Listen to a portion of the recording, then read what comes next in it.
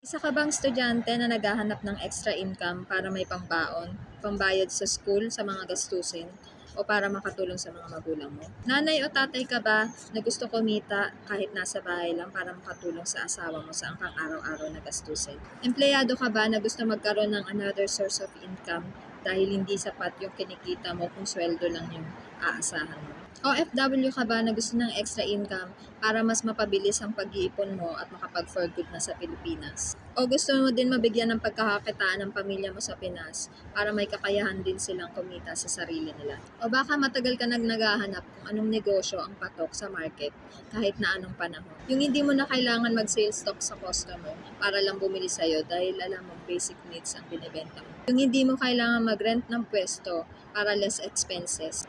Yung kahit nasan ka, dala mo yung negosyo mo. Yung kahit pa nasa abroad ka, pwede. Yung pa-post-post ka lang sa Facebook o YouTube o kaya naman